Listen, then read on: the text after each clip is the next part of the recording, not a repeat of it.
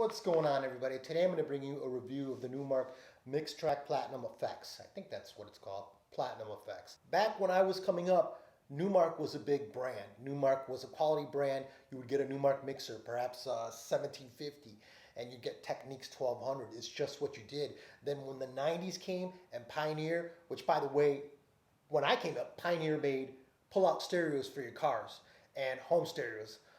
They started in the DJ game and they really killed it with the CDJs and their quality mixers.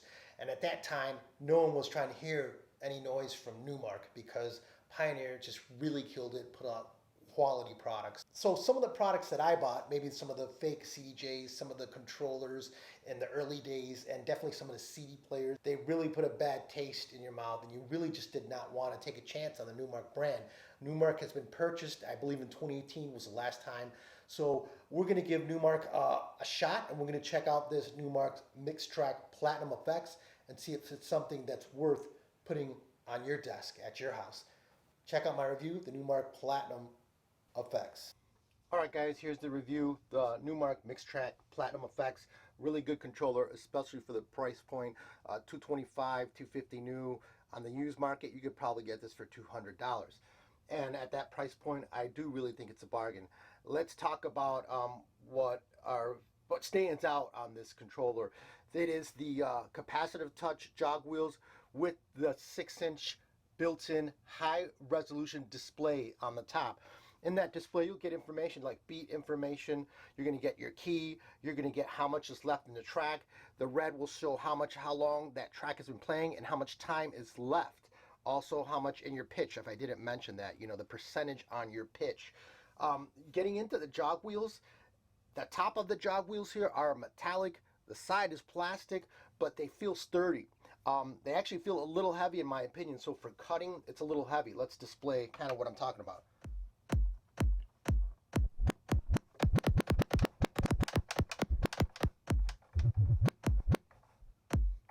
So my opinion is that they are a little lagging sometimes. Maybe it's just my scratch aptitude. Don't let that discourage you. You can do your basic scratches on it. They'll be fine. Just maybe tricking and CMC style stuff, maybe not on this controller. Talking about the fader, there are no physical controls to contour the fader or anything like that. That will be inside of your software. But the crossfader itself feels great. It's got a nice cut in right out of the box, and I like the fader caps. Actually, speaking of like the whole fit and finish of this controller, it's black with the white axes and the red. It looks sharp. Also, the way it's laid out, you're not going to be bumping into the performance pads or anything. I am really impressed. So let's get into another big thing on this controller that is a selling point. Long pitch faders. These are great. You're not going to find long pitch faders like this on entry to mid-level. Maybe Pioneer gear, but it reminds me of like CDJs. Only issue I have with that, it does not have a click in the middle to know when you're centered in the middle. That is not a deal breaker. Did I mention over here you've got your master volume? On the outputs, you're going to have regular RCAs. You're going to put that into your amp or your house PA system.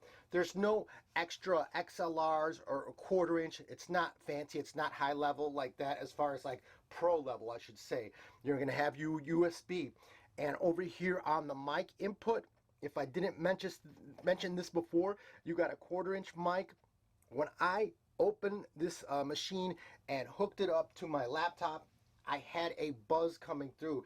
I had a little bit of feedback, and maybe you're going to know what I'm talking about when I turn this on. When I first turned on the controller, hooked it up to my deck, I heard this. So guys, just be aware, this isn't a deal breaker necessarily, but I'm not sure if I got that same thing with some of the Pioneer controllers that I have been on. But the answer is easy. If you're not on your mic a lot, or when you aren't on your mic, just go back down to the minimum. It will turn off and then there's no problem. But just be aware that you might get some feedback if you accidentally have your mic volume up. So another great thing on this controller is these paddle effects. Not found at this price point anywhere except for like Pioneers, and obviously that's not the same price point, so I don't even know what I'm talking about. But my point is, these are great paddle effects. You could put your echo, you could put your reverb. Usually echo is what people like to use those paddle effects for. So if you throw this up, it will hold the effect. Then you could drop down your fader, and I'll display it in a second. Or if you just want to use it as a quick effect, not necessarily kill everything, you just want to hear it, hold it for a couple beats or whatever, you will push down and let it go, push down and let it go. I'll show you what I mean. And by the way, if I didn't remind you, the track that I'm using for a display or for demo purposes is John Tapia or Team Tapia's Clap Your Hands. It's a house track me and my son made. It is on Bandcamp. Go check that out, buy it on Bandcamp if you like it. I'm going to use this track as an example. We're going to play with some effects.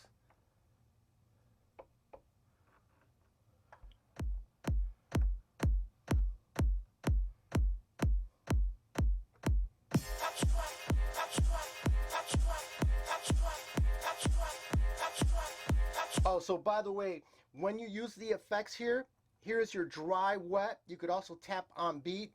This also, you could adjust how frequent it is, how many beats it comes in with this little beats button and the effects. Again, you could tap that. I haven't really played with it, so, I mean, at least not for this track because this is for my demo, so let's see if it comes out ugly. But here's your dry, wet adjust for whatever effect you got coming in. Let's try to echo out on this.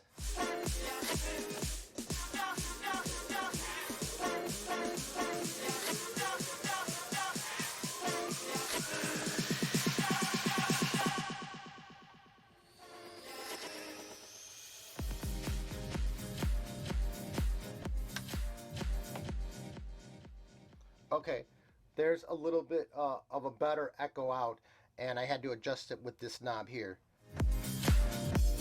And once again, if you just want to only use it for a quick couple beats or whatever, you would just push down like this.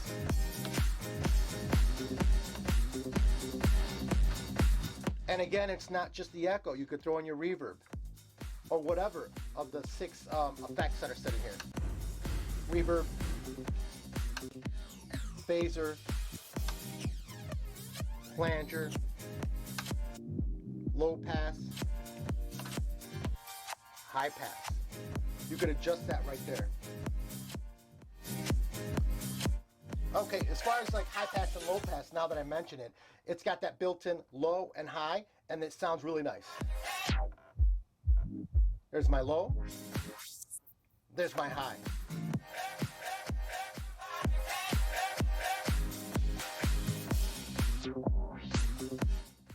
As you go up the channel fader, it has the 3-band EQ with complete kills. Let's kill them. Bass, mid, treble. Just above that, you're going to have the input gain. Really sensitive, works real well.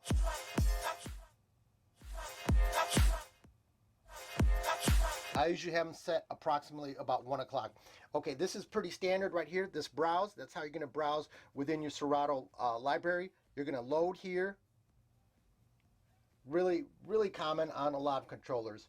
On the side here, you could actually go 4 decks here. For all you monsters that can mix 18 songs at the same time, you hit shift here and you would be able to control the 4 decks. I don't know how you guys do it, but you can do that. Also, you can affect here, if you hit the shift and the scratch here, you would turn off the scratch, and then you could use this to bend, to pitch bend back and forward without, if you don't need to scratch, you don't want to scratch, you could do that. Let's get into the performance pads. All right, so very typical for most controllers at this price point. What we got? I got to use my math. 2, 4, 6, 8. So we got 8 performance pads on each side. Now, these are little rectangular. A lot of the other products out here have the square ones. One of the, not issues, one of the things where I thought could have been done better, and maybe it is just the shape of this, sometimes they don't feel as responsive as they should be. So let's say you like to drop cues when you're doing your mixes, get to certain parts, and let's see if I could replicate it. It'll probably work perfect, but I found a couple times when I hit these performance pads, it was just a tad off, just not as responsive as some of the higher priced gear.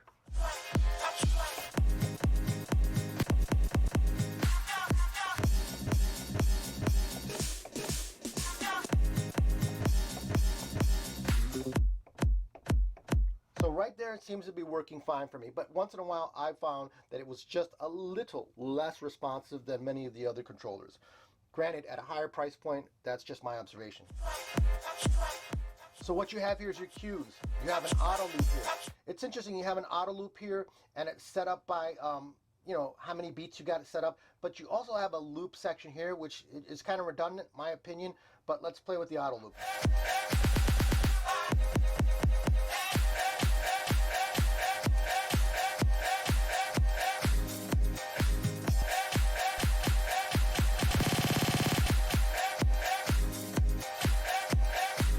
You also have an effect that's called fader cuts. It's like the cutting in and out of a fader.